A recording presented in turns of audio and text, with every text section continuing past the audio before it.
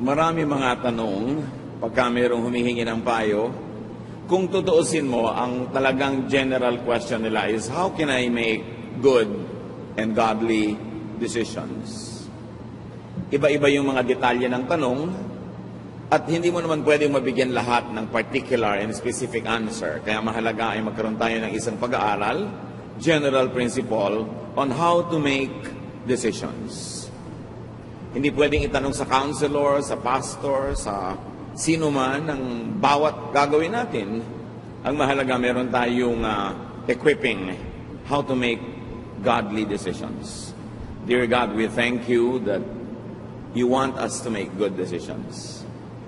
Pagpalain niyo po kami ngayon na kami ay magkaroon ng kaliwanagan kung paano magpapasya at paano gagawa at bubuo ng mga pasya sa malalaki man o maliliit na issues ng buhay namin.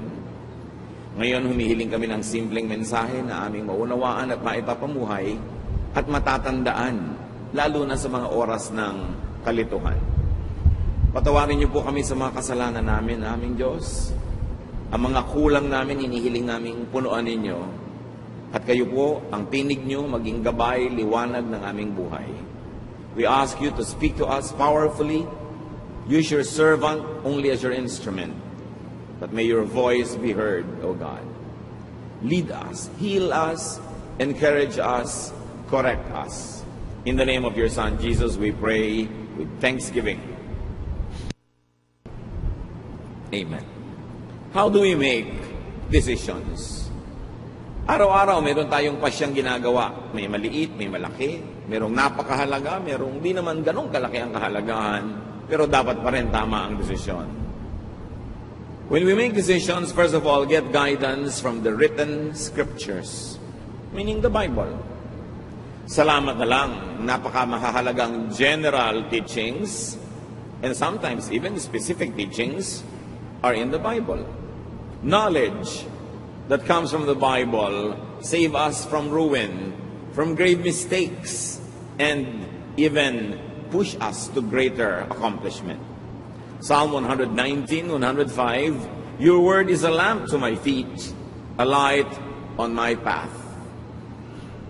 Siyempre, ang image rin ito ay isang taong naglalakad sa dilim ng gabi na maaari siyang makatapak ng ahas, maaari siyang matalisod, maaari mahulog. At ang salita daw ng Diyos na nakasulat sa Biblia ay liwanag na nagsisilbing gabay sa kanyang dinaraanan. Para mga maliliit na footlight sa isang landas o kaya ay portable light, flashlight na dala-dala ng naglalakad. Ganun kahalaga na ito ay nakakatulong sa bawat hakbang na ginagawa ng tao. Psalm 119:99, I have more insight than all my teachers, for I meditate on your statutes. Nadadaig pa daw ng estudyante ang guro kung lagi niyang pinagbubulay-bulayan ang mga kautusan ng Diyos. So when you say scriptures, of course, you mean the Old Testament and even the New Testament that has been passed on to us. Especially, very powerfully, the teachings of Jesus Himself. Matthew 13:54, coming to His hometown, He, meaning Jesus, began teaching the people in their synagogue. And they were amazed. Where did this man get this wisdom? They asked.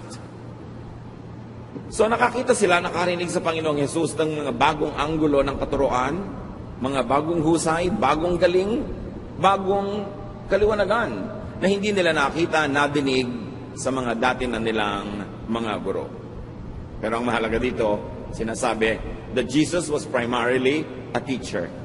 Kaya ang tawag sa kanya, Rabbi. So dapat siya ang ating number 1 na guro, pamantayan. Sinusukat natin yung mga nadidinig natin at nalalaman sa Old Testament, maging sa New Testament, sa pamantayan ng greatest teacher, the Lord Jesus Christ. So we get guidance from the written word. Dapat dala-dala mo ang Biblia mo, sa ulado mo, nasa computer mo, at para nananariwa sa iyong alaala ang mga principles, teachings, commands, promises, and the stories in the Bible, models of whom we should follow, models that we should not follow. At pagbuo ang ating pagkakaunawa dito, malaki na ang pagkakataon na tama ang magiging desisyon natin. Alam natin kung sinong hindi dapat tularan, sinong dapat tularan. Alam natin kung ano ang mga pamantayan na ibinigay sa atin. Napakahalaga nung nakasulat. At dahil nakasulat, hindi na napapalitan, kaya hindi pa bago-bago. Pwedeng asahan. Bukod dyan, you get guidance from the spiritual scriptures. Bansag ko lang yon na spiritual scripture. Ibig sabihin, yung salita ng Diyos, utos ng Diyos na hindi nakasulat. Like revelation by the Spirit. Guidance, ideas in the realm of thought. Pwede ka magbukas ng pahina ng Biblia para humanap ng guidance. At pwede din ipikit mo ang iyong mata, katahimikin mo ang iyong puso, magbulay-bulay ka, at marinig mo yung munting tinig ng Diyos na kumakausap sa iyong espiritu. Acts 8:29, the Spirit told Philip, go to the chariot and stay near it. In other words, hindi naman si Philip ang nag-isip na pupunta siya doon sa taong ito na nakasakay sa isang karwahe para niya turuan ang salita ng Diyos. Ang Espiritu ng Diyos ang nag-udyok sa kanya. Kung paano niya ito nadinig? Sound waves ba to? Thought waves ba? Hindi sinabi sa atin. Pero, nakuha niya yung mensahe at sinunod niya. So, these so-called spiritual scriptures are not written, but they could be given in conscious thought. Paggising ka, mulat, o nag-iisip, they come in inspiration, realization, enlightenment, kaliwanagan. Ibang iniisip-isip mo, binubulay-bulay, tapos biglang nalaman mo.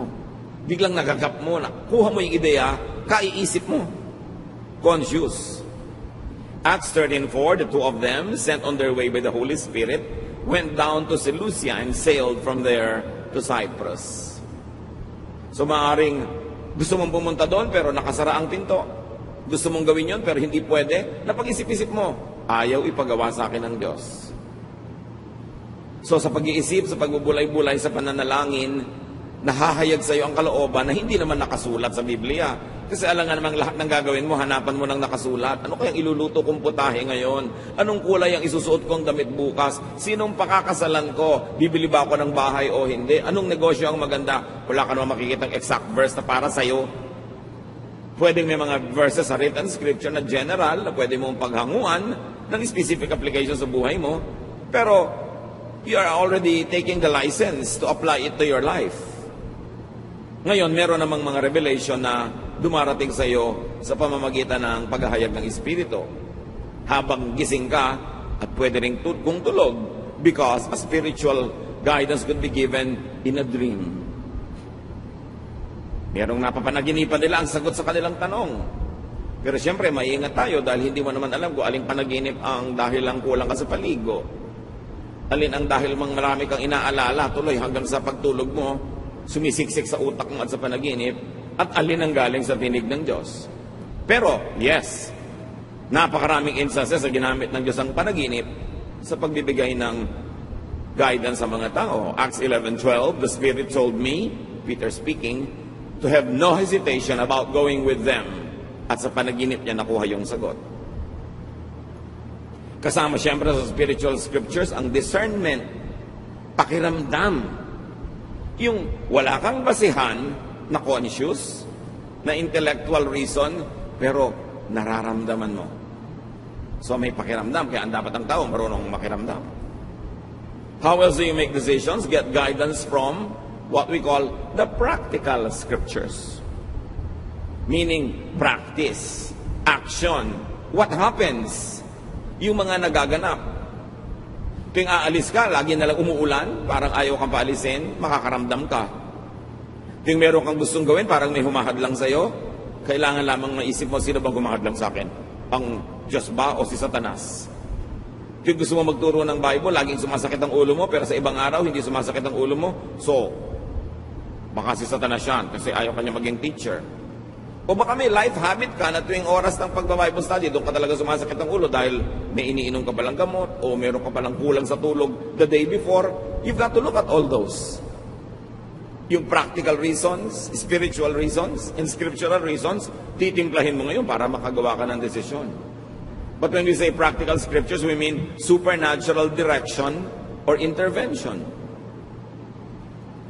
Yung malinaw na yung nagaganap sa paligid mo, in practice, in action, ayun ang kalooban ng Diyos para sa iyo.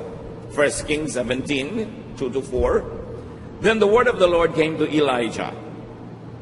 Leave here, turn eastward, and hide in the Kerith ravine, east of the Jordan. You will drink from the brook, and I have directed the ravens to supply you with food there. So, paano naman nadinig ni Elijah yung boses? Hindi sinabi sa atin kung voice waves o thought waves. Pero ang mahalaga, mayroong supernatural intervention. Tagtuyot, pero doon may bukal na may lumalabas sa tubig. So, malalaman nyo, dito nga ako gustong patirahin ng Diyos ngayon kasi may tubig. Tapos, wala namang pagkain doon, nasa gitna ng kawalan.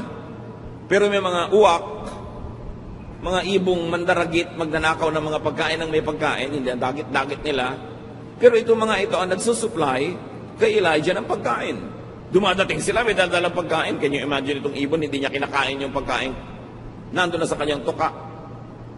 At iiwan pa niya para sa propeta. So alam mo, this is a supernatural intervention. Dahil hindi naman natural na nangyayari ang ganito mga bagay. So clear, ito ang gusto ng Diyos. Plus, i-refer mo pa sa written scripture na ang ginagawa naman ni Elijah tama, ayon sa nakasulat na kalooban ng Diyos. Therefore, you can assume that what is happening is really God's will. Then where else do we get guidance? We get guidance from the common scriptures. Yung mga karaniwan, hindi himala, hindi revelation, hindi panaginip, hindi nakasulat sa Bible, what we call natural scripture. Like knowledge. May knowledge ka naman eh. Sabihin, Pastor, ano po bang gagawin ko? A, B, o C? Isipin mo, mag-isip ka sa palagi mo, anong pinakamabuting gawin? Nung inisip-isip ko po, B. Di yun ang gawin mo, kaya ka nga may isip. Lalong-lalo kung hindi mo mahanapan ng scripture na ilalapat, na written scripture. Hindi ka pinapapanaginip, walang spiritual scripture. Wala ring practical scripture kasi hindi naman nanghihimasok ang Diyos sa mga nangyayari sa buhay mo araw-araw para malaman mo talaga kung sa Kanya gusto pumunta. So anong gagamitin mo? Mag-iisip ka. Use knowledge, common sense, and also your conscience. How does it feel sa espiritu mo at sa puso? Dahil lahat ng yan ay galing din sa Diyos. Yung knowledge, common sense, conscience, galing sa Diyos. Pero, pwede rin niyang mabaluktot, madaya ng ating kaaway na spiritual. Kaya hindi lang basta konsyensya ang pinapakinggan, ito ba'y konsyensyang nakababad sa salita ng Diyos? Konsyensyang masunurin sa kalooban ng Diyos. Therefore, ito'y konsyensyang magiging sensitibo sa mali at sa tama. Kasi hindi siya gasgas. Hindi siya puro kalyo na wala nang maramdaman. Kasi may mga konsyensyang wala nang maramdaman. Hindi ibig sabihin walang dapat maramdaman, kundi nawala na ng pakiramdam. Dahil hindi pinapakinggan yung konsyensya. Pero yes, kasama pa rin yan sa pagtimpla natin ng desisyon. How does it feel? What do you think of it? What does the Bible say? Ano ang nakikita mong mga nangyayari sa paligid? Pinagsasama-sama. Pero meron talagang salita ang Diyos na hindi nakasulat sa papel, sa computer, hindi nakauka sa bato, nasa puso ng tao. Kaya kasama ang puso sa pagtitimbang ng mga bagay-bagay. Romans 2:15, this proves that a conscience is like a law written in the human heart. And it will show whether we are forgiven or condemned. So yun daw budhi, yung bait, yung konsyensya, ay tulad din ng batas ng Diyos na sa puso naman isinulat. So kasama rin yun. Ano ang sinasabi ng aking puso? Ano ang sinasabi ng nakasulat na verses? Ano ang sinasabi ng mga pangyayari sa paligid? Ano ang sinasabi ng aking mga panaginip? Ano ang sinasabi ng karunungan ng mga tao na kapaligid sa akin, lalo ng mga makadiyos na tagapayo? Pinaglalakip-lakip natin yan bago tayo gumawa ng mahalagang desisyon. Get guidance from common sense, from knowledge, from experience. Dahil yan ay pagpapala din sa atin ng Diyos. Halimbawa, ang mga Hudyo, ang mga unang naging Kristiyano, hindi naging malinaw sa kanila agad-agad kung ang mga kaugalian nila at katuruan ng pagkahudyo ay itutuloy pa nila ngayong sila'y Kristiyano na. Pero may mga ibang uri pa ng tao na naging Kristiyano, mga Hentil, Gentiles, non-Jews. In other words, yung cultural baggage ng mga Jew, hindi cultural baggage ng mga Gentile. Halimbawa, Jewish men, Jewish boys always had to be circumcised. Gentile boys were not required. Jewish people were required to eat this and not to eat these types of food. The Gentile people were required by other dietary traditions. May ibang kaugalian at may ibang mga kinasanayan ng mga Jews at Gentiles. Eto ngayon, paano nung naging Christian na ang mga Gentile? Automatically, yung mga Jews na naging Christian, itinutuloy pa nila yung traditions nila kasi Jews sila. Pero yun bang Gentile na naging Christian, pasusunurin din nila sa mga batas na nakasulat sa scriptures ng mga Jew, lalo't Old Testament. Meron ng New, the Lord Jesus Christ. Pinagtalo-talunan yan ng mga theologians at napagkasundo nila ito. Acts 15:10. Now then, why do you try to test God? By putting on the necks of Gentiles a yoke that neither we nor our ancestors have been able to bear. So sabi nitong matalinong tao, bakit natin gagalitin ang Diyos? Susubukin ang Diyos. Sa pamamagitan ng paggigiit natin, pagpipilit, na yung mga napakahihirap natin mga batas at tradisyon na tayo nga hindi natin masunod at hindi rin nasunod ng mga ninuno natin, ipapamana natin at ililipat at pipilitin pang sundin ng mga Gentiles sa naging Christian. Hindi pa ba sapat na maging Christian na lang sila? Huwag na silang gawing Hudyo. At ang napagkasundaan, yes, huwag na nga. Maliban na lang sa tatlong mga bagay na ito at binanggit nila yon. Pero ang kahulugan ng napaka-importante, ginawa nilang user-friendly ang Christianity to the Gentiles.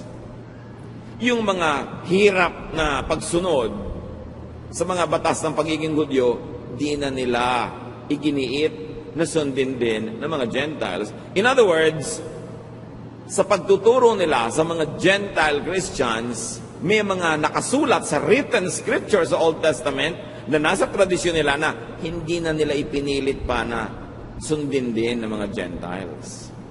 So what do we see the new church in Jerusalem doing? They discarded what was outdated, irrelevant, and undoable to the Gentile. So pwede ka na maging Christian na hindi ka nagpapacircumcise. Hinayaan na nila yung mga Gentiles sa kainin yung mga dati nilang kinakain, except sabi nila, huwag kayong kakain ng mga karning, yung dugo ng dumpa. Yun ang isa nilang mga iginiit. 3 lang, yung pinilit nila, yung isa, huwag na mamuhay sa immoralidad, etc. Pero, kung tutusin, by very strict Jewish standards, binibreak nila ang Old Testament, di ba?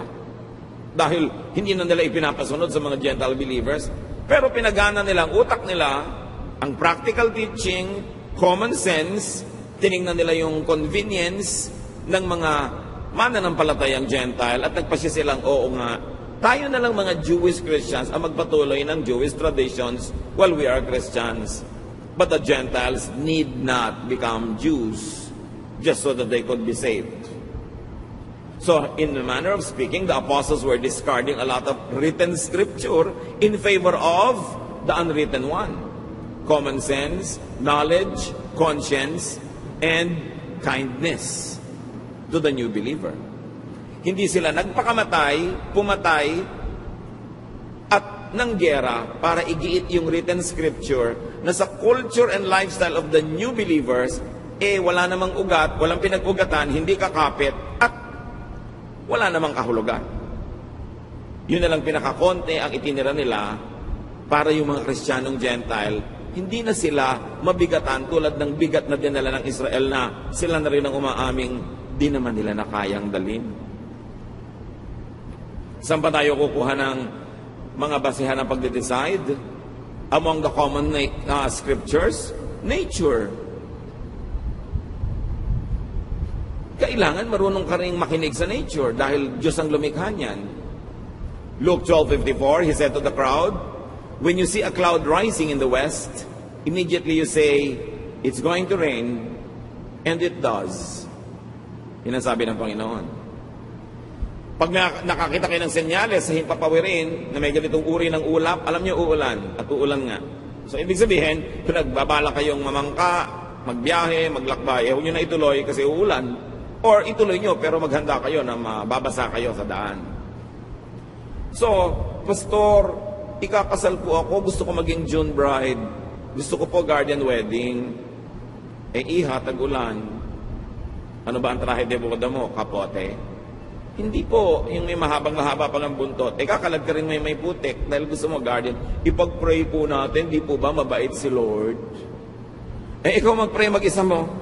Tag-ulan, hindi ko sasabihin sa Diyos na huwag niyang paulanin kasi tag-ulan eh. So kahit anong dasal ang gawin mo, ano yung faith mo, at binaha yung kasal mo, huwag ka magtampo sa Diyos because you must listen to nature. God is the author of nature. Kahit ka pastor, kahit ka banal, sumakay ka sa barkong sira, lumubog, mamamatay ka. Hindi na dadaan sa kabanalan yung lulutang ka sa tubig. Dahil sabi ng gravity at ng law of buoyancy, lulubog ka. When your weight is greater than the weight of the water that your body displaces. So, lulubog ka. You've got to respect nature. Huwag mong daanin sa dasal. Huwag kang humingi ng himala. Sumunod ka na lang sa nature. Magpakasal ka ng Pebrero, bihirang umulan. At kung talagang sure ka, ayaw mong mabasa yung mga entourage mo, edi indoors, ba't makailangang garden pa? Proverbs 6:6, go to the ant, you sluggard, consider its ways, and be wise. O sabi din sa Proverbs, tingnan mo yung mga langgam. Matuto ka sa kanila. Ang liit-liit ng utak niyan kasi ang liit niya. Yung utak mo ang laki. Pero dapat matuto ka. Yung mga langgam, pag tag-araw, doon sila nagtatrabaho, doon sila nangongolekta ng pagkain nila, iniimbak nila, para pag nagtag-ulan, doon lang sila sa mga lungga, tahimik sila. So dapat din, iayos mo ang ginagawa mo ayon sa panahon, sa seasons. Hindi mo makikita sa scripture kung kailan na magandang date ng pagpapakasal. Pero makikita mo sa nature kung ano yung date na bagay sa motif ng kasal mo. Luke 21:29-30. Look at the fig tree and all the trees. When they sprout leaves, you see for yourselves and you know that summer is near. Kahit sa puno, makakabasa ka ng mensahe ng Diyos. Malapit na magtagulan, malapit na magtaginit. Pag wala ng dahon ng puno ng siniguelas, alam mo na kung ano ang panahon. Pag nagpupulahan ng mga ponsetya, alam mo mangyayari. Nandun yun. Isa pa na pwedeng pagkuhanan ng guidance, common scripture, science. The most useful and practical science, physics. Then you can also learn from chemistry, biology. Medicine comes from that, from a lot of chemistry and biology. May sakit po ang nanay ko, ipag-pray natin. Pinainom mo naman ng gamot. Hindi po, ipag-pray na lang natin. Painumin mo na ng gamot. Ipadoktor mo.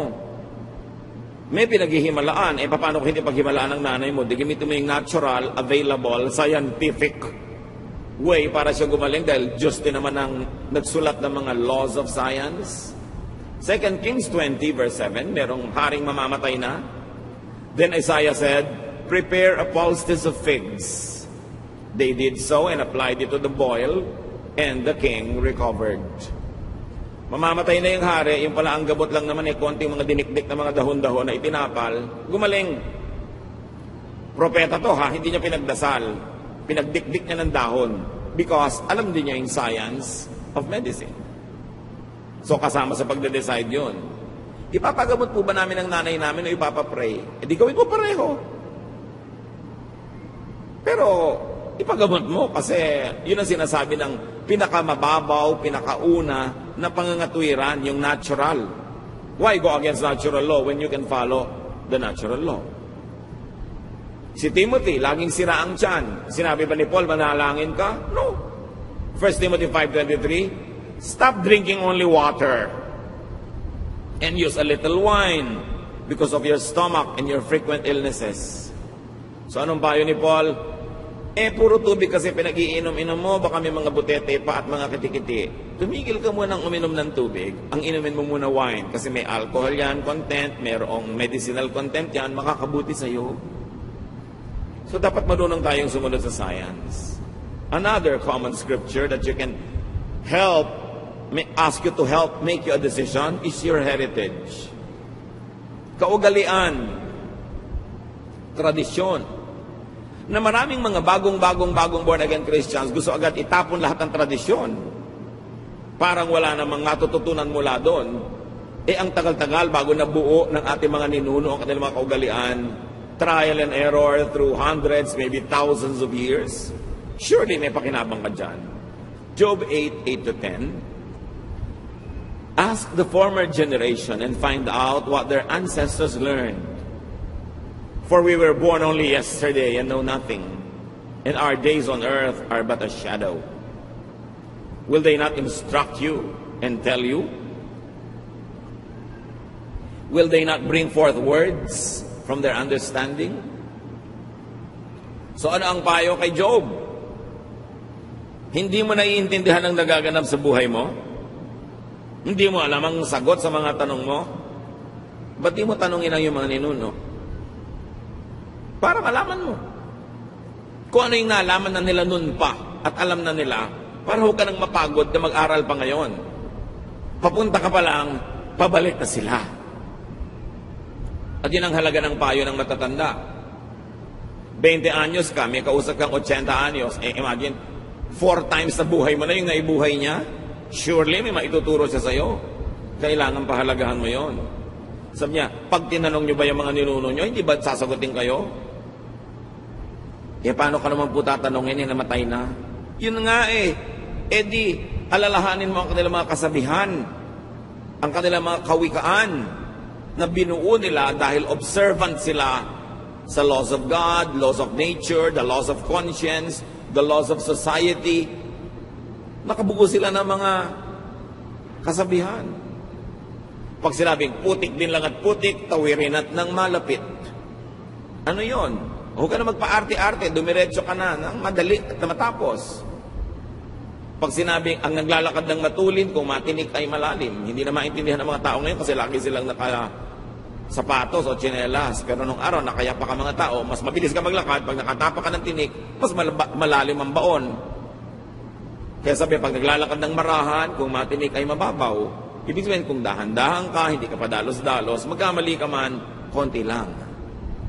Bakit nakakalimutan natin yung mga proverbs, mga kawikaan, mga salawikain? Ang tagal-tagal bago yun nabuo ng mga ninuno natin. Kaya mahalaga, may connection ka sa past. Nakikinig ka sa matatanda. Pagka ayaw ng lola mo sa nanliligaw sa'yo, 99% tama ang lola mo. Sa dami na, nang nakita niya naman nagligawan, nagpakasal, mga naniwala, na denggoy, na 1, 2, 3, alam na niya. Kaya makikinig ka. Hindi ko mo gwapo yung nanliligaw sa'yo, gustong-gusto mo na, pero yung mga matatanda sa pamilya nyo, ayaw nila. May dahilan yun. Kung di man alam ng utak nila, meron silang pakiramdam. Ayaw mo bang pakinabangan yung alam nila? Hindi mo sila papakinggan, gusto mo, sarili mo lang ang sundin mo. Para magkamali ka. Ang dami na kasi nagkamali sa buhay ng mga ninuno natin, sila mismo nagkamali, kaya alam na nila kung ano mga landas ang dapat iiwasan. Kasama rin sa common scriptures na matatawag, history. Ang kasaysayan natin. Kaya hindi marunong mag-aaral ng history, hindi marunong magtala, hindi marunong matuto sa mga nakasulat na may tendency na ulitin nila ang pagkakamali ng mga nagkamali na. Esther 6, 1-2. That night, the king could not sleep. So he ordered the book of the Chronicles, the record of his reign, to be brought in and read to him. Hindi makatulog ang hari. Sabi niya, Ipadala nga dito ang volume ganito, chapter gano'n, ng history natin. At nag-review siya. Pinakinabangan niya ang hindi niya pagkatulog. At meron siyang mga na-discovery doon na mga dapat ituwid, mga dapat gawin na hindi pa nagagawa, na ituwid niya. Kasi, nire-review niya ang history. Where else do you get guidance? Aside from the written Word of God, the Word of God written in our hearts, the Word of God that is in our conscience, the Word of God that is in the counsel of wise people, get guidance from your people's scriptures. Na binabanggit na natin kanina, ang Proverbs, mga kasabihan. Sa Bible, nandiyan ang Proverbs sa mga Jews, Proverbs sa mga ninuno nila. Meron din tayong Proverbs. At hindi masama, hindi labag sa kalooban ng Diyos na pakinggan din natin ang ating mga Proverbs. Masyado kasing glorified kasi nakasulat, canonized, authorized, yung Proverbs ng mga Jews dando sa Scripture. Pero meron din tayo. Pakinabangan mo rin yon. Yung mga tradisyon, values of your people, the collective consciousness of a nation should be available to you when you need counsel. Anong ginawa ni Solomon? Dahil matalino siya, Ecclesiastes 12, 9 to 10, not only was the teacher wise, but he also imparted knowledge to the people. He pondered and searched out and set in order many proverbs. The teacher searched to find just the right words, and what he wrote was upright and true. So bukod sa matalino si Solomon na lumikha siya ng mga salawikain niya, sinaliksik niya ang mga salawikain ng kanyang bayan. Kinolekta niya ang mga kasabihan ng matatalinong tao, ng mga matatalinong matatanda sa kanyang bansa. At nire-write, inedit, inayos. At yun ngayon ang nababasa natin na Book of Proverbs. Kasi kinolekta niya. Kayo, kinukolekta niyo ba mga sinasabi ng lola niyo? O pinagtatawanan niyo? Kung galing kayo sa mga bayan-bayan, kung saan-saang sulok ng bansa, kinokolekta nyo ba yung mga kasabihan ng matatanda? Kasi maraming matatanda, sumasakabilang buhay na, pag inilibing sila, kasama sa libingan, ang kanilang mga kasabihan, kung hindi nyo na naisulat, wala nang makakaalam. Daang taon, libong taon bago na-develop yung mga ideas na yon. Alam nyo yung latik na inilalagay sa suman at sa bibingka, yung napakasarap na mga butil-butil na mga inilalagay sa ibabaw ng kakanin. Siguro sa isang dakot na latek, kailangan mo ng mga 10 nyog para mo gatain.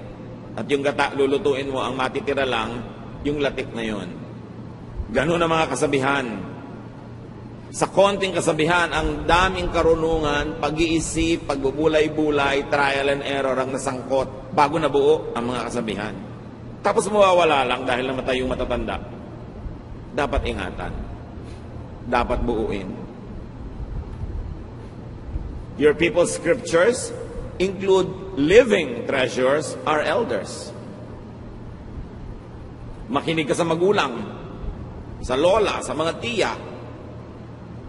Kahit ayaw mo nung sinasabi nila, pakinggan mo, pag-isipan mo, dahil lalo't kamag-anak ka nila, mahal ka nila sa buhay, magpapayo ba sa'yo yan ang ikasasama mo?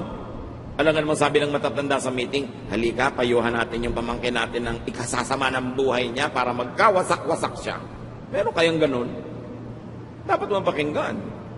Proverbs 1, 8 to 9, listen, my son, to your father's instruction, and do not forsake your mother's teaching. They are a garland to grace your head and a chain to adorn your neck.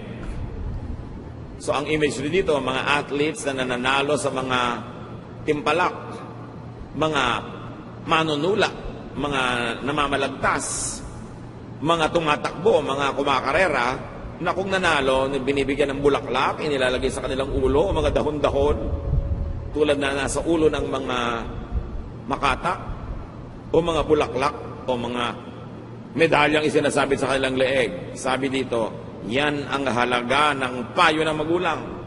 Makinig ka sa tatay mo, makinig ka sa nanay mo. or their equivalents in your life. Kasi makakatulong yan sa buhay mo. So, ilan na ang pagmumulan ng ating karunungan para matimpla natin kung anong gagawin natin sa buhay? The written scriptures, the spiritual scriptures, that's in your heart, your conscience, your knowledge, natural knowledge, sciences, discernment, mga kasabihan, ipapanalangin mo pa, tapos may gagawin ka pa. Di ang dami, sasalain mo siya. Para yung makakalampas lang sa salaan, ang pahalagahan mo. Sa dinami-rami ng written words, sa dinami-rami ng spiritual guidance, mga nangyayari sa paligid, filter everything with Solomon's teachings on meaninglessness. Kung merong salaan ng Old Testament, kung saan mo dapat salain ang mga katuruan, at doon mo sukatin kung mabuti sa iyo, makakasama ba sa iyo, pumunta ka doon sa nagsulat na pinakamatalino sa lahat, si Solomon. So Solomon should be a standard. So sabi ng nanay ko, sabi ng konsyensya ko, sabi ng paligid, sabi ng scripture, sabi ng Old Testament, sabi ng ganitong epistle, sabi ng panahon, sabi ng weather, sabi ng science, ano nga ang sabi ni Solomon? Susukatin mo doon. Ecclesiastes 2:16, for the wise, like the fool, will not be long remembered. The days have already come when both have been forgotten. Like the fool, the wise too must die. So nagkakamatayan din lahat ng tao, matalino't hindi. So sabi ni Solomon, anong mahalaga sa buhay? Ecclesiastes 3:12, I know that the best thing we can do is to always enjoy life. So ito sabi ng panaginip mo, ito sabi ng verse, ito sabi ng matatanda. Ngayon, ang ending is, sabi mo, nakaka-enjoy ba sa buhay itong gagawin kong desisyon? Kasi sabi ni Solomon na pinagkalooban ng Diyos ang pinakamataas na talino, dapat enjoy ka. Nagpakabayani ka, nagtanim ka, hindi ka nagtanim, nagpakatalino ka, hindi ka nagpakatalino, mamamatay di kayo lahat. Sabi ni Solomon, pare-pareho lang kayo mabubulok. Therefore, pahalagahan mo ang buhay. Dapat mahalaga bawat sandali, mahalaga bawat yugto, at dapat nag-enjoy ka sa ginagawa mo. Okay, tutulong ka kay ABC. Sino naman ang pinaka-enjoy ka? Si B. Di lang tulungan mo kasi hindi man pwedeng tulungan lahat sabay-sabay. So kasali ka rin. Dapat meron ka enjoyment. So itatanong mo sa buhay mo, enjoyable ba? Okay, balik tayo kay June Bride. December pa lang, pinaplano niya yung June wedding. Pero tagulan, tagbagyo, itatanong mo na sa sarili mo, mag-i-enjoy ba ako mula Enero hanggang Mayo na isip kung baka bumagyo sa wedding day ko? Anong obvious answer? Hindi ka mag-i-enjoy kasi mag-aalala ka. Therefore, wag na lang June. Nakakuha ka ng payo, sinala mo kay Solomon. Okay, ang gwapo-gwapo nito nanliligaw sa akin pero ubod ng tamad. Pero pag niyayakap niya ako, nakakalimutan ko na ang lahat. Pero ang point, mag-enjoy ka ba nakasama mo buong buhay ang batugan na yan?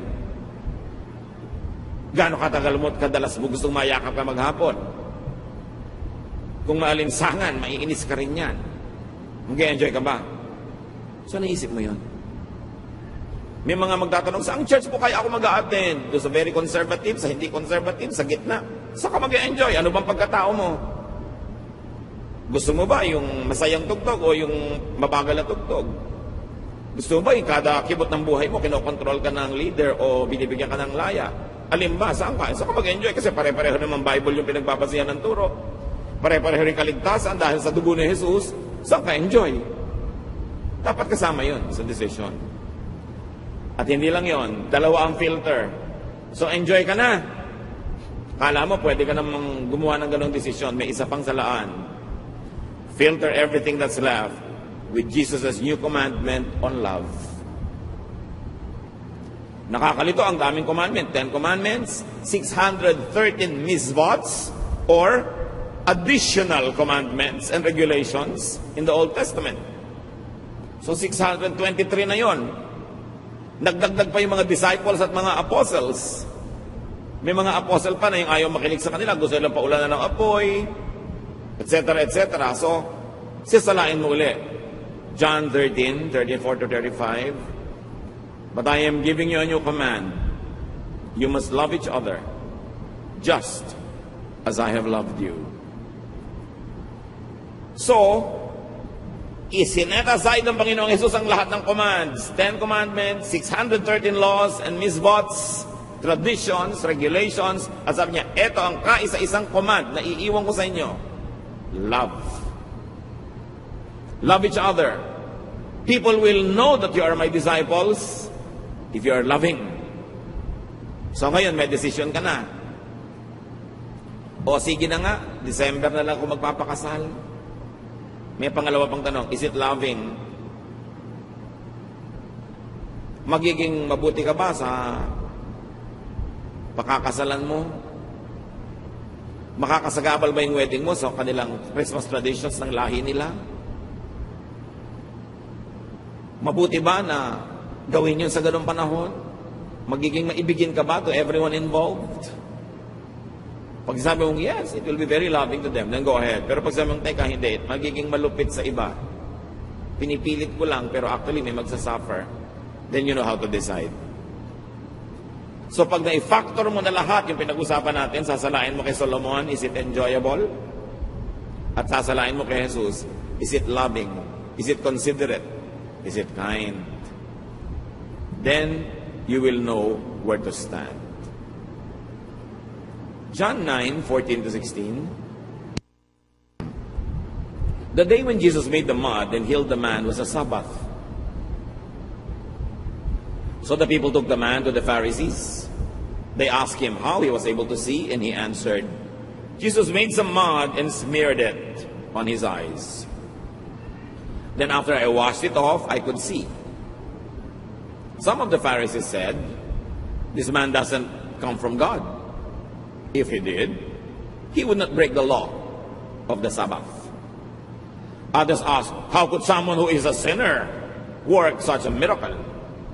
Since the Pharisees could not agree among themselves, etc., etc. Ano yung issue? May written law. Di ba doon tayo kukuha ng guidance sa written law? Written scripture? Walang magtatrabaho sa Sabbath. Pero merong bulag. Ang tagal na niyang bulag, ayaw na ng Panginoong manatili pa siyang bulag kahit isang araw lang. Kaya nung kumonsulta sa kanya, Sabbath, ipagpapabukas pa ba ng Panginoon? Hindi. Gumawa siya ng putik, tinapal niya sa mata, nakakita yung mata, kumalat ang balita, nagtrabaho si Jesus a Sabbath. He broke the law. He broke the written scripture. Pero bakit pwedeng gawin ni Jesus? Kasi ang nangibabaw yung bagong scripture niya, the commandment of love.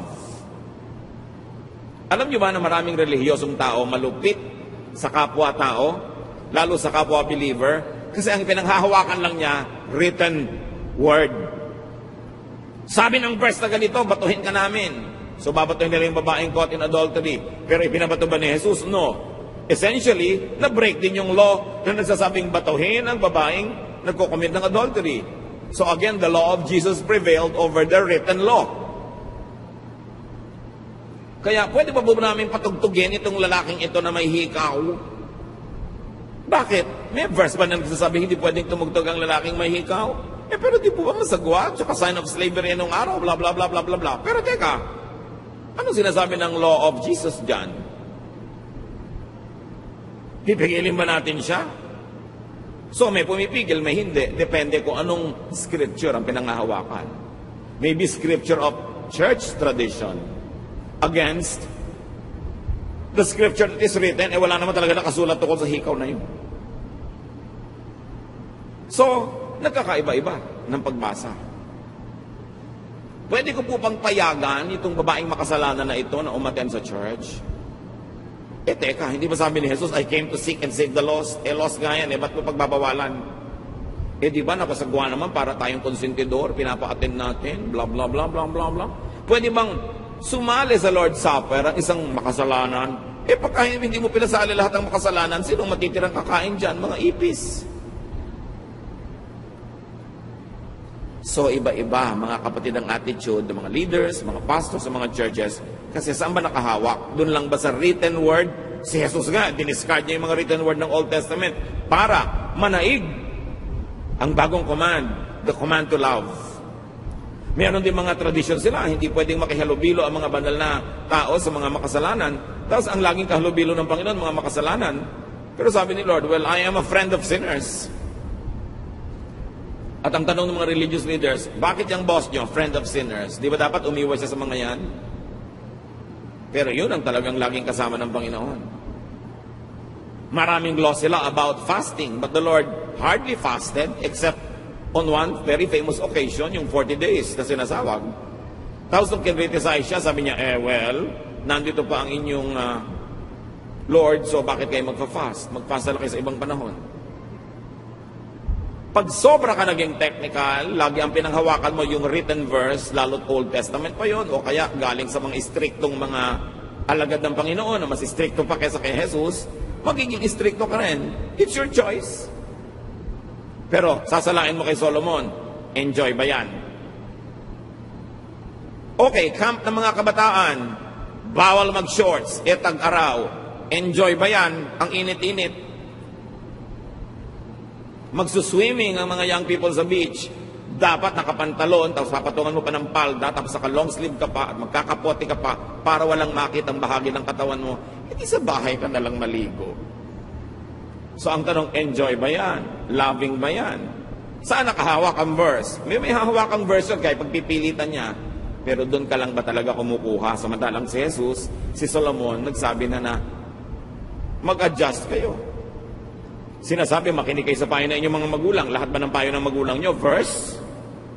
Dahil kumukuha sila doon sa unwritten verse. Common sense, experience, tradisyon. Si Solomon, nangolekta ng mga salawikain ng mga matatanda. Yung ba mga salawikain ng bayan niya, galing sa bibig ng Diyos? Written word ba yon? No. But it came from wisdom. And wisdom comes from God. Therefore, it becomes useful. So you must contextualize. Hindi ko mo may verse, bulag mo nang i-apply sa buhay ng iba. Samantalang yung sumulat at yung sinulatan, sila yung nag-uusap no, nakikibasa ka lang ngayon, ikaw ba yung kausap para i-apply mo agad sa buhay mo? Siyempre, pwedeng i-apply yan, generally speaking, kaya nga merong saysay at may halaga sa atin. Pero kadita-detalyehan, kalit-liitan ng sabi ni disciple na ganito, kay babaeng ganon, ikaw ba yung kausap? Kailangan ka bang sumangkot sa usapan na yun at yung buhay mo mawala ng enjoyment o mawala ng love? Kaya mahalaga sinasala kay Solomon at kay Jesus. Get what Scripture meant to and for the original recipients. Maraming utos sa Biblia, may kausap. Sabi ng Diyos kay Noah, gumawa ka ng sasakyang dagat. Siyang kausap, hindi ikaw. May sinabi si Paul sa mga babae sa Corinth, di sundin nila, sila yung kausap. Pero ikaw ba yung babaeng tinutukoy niya? Ikaw ba yung pinagbebelo? Ikaw ba yung pinapagalitan niya? Kung hindi naman ikaw, ba't ka sasali sa usapan? So mahalaga. Pwede mo rin naman kunin yung ano ba yung universal general teaching ng usapan nila na pwede ko i-apply sa buhay ko. But for you to apply every detail of what person A told person B in the Bible, you will end up being oppressed. Tulad din ng mga Hudyo na Kristiyano, sabi na, sige, huwag na nating pasunurin sa mga batas ng Hudyo yung mga Gentile na naging Christian. Sila mismo, yung sarili nilang batas, itinabi nila para tanggapin nila yung new reality that now the faith is no longer exclusive to Jews, but it also included Gentiles. So how do you solve that? You don't have to turn them into Jews. Laws have to be rewritten. Ganon din sa buhay natin bilang mga mananampalataya. Hindi laging dapat mong ikulong ang sarili mo doon lang sa sabi ng verse. Kasi maraming mga pagkakataon ngayon na hindi naman na-anticipate at hindi kasali sa naging usapan ng mga nasa verses. Kaya tayo may common sense, may loving sense, at merong sense of enjoyment of life. Put all of this together, pray about it, and you will be in a better position to make decisions. Ama namin sa langit, salamat dahil involved kayo sa buhay namin. Ayaw nyo kami magkamali, although hindi nyo naman laging diretsahang kinakausap. So turuan nyo kami na magbase ng karunungan at mga desisyon sa iba't ibang mga pinagkukunan ng karunungan, pangunahin na yung nakasulat na scripture. But teach us also to consider and listen to the unwritten word, that which is written in our hearts, that which you give through dreams, yung nararamdaman namin at nadidiscern, yung sinasabi ng marurunong, yung idinidikta ng pagkakataon at pangangailangan, lahat ito i-consider namin, Panginoon, para kami maging marunong, mabuti, mabait sa aming kapwa. Sa ilang saglit pa ng katahimikan, pagbulay-bulayan natin ito, mga kapatid. Mahalaga to make godly decisions. Sometimes, a scripture-based decision is not always the most godly one, especially kung pinagbabasihan mo ay irrelevant na sa buhay ng iba. Nakita natin ginawa yan ng mga disipulo ng Panginoon, nakita natin ginawa yan ng mga bagong mananampalataya at ginawa ng Panginoon mismo. Is it oppressive? Does it set free? Is it kind? Think about those things. Lord, in silence, give us personal applications of what we have been discussing. Correct us if we have errors, but for everything else that is right and true and in accordance with your will, reinforce this in our hearts, in our minds. Magbulay-bulay tayo, sumandali.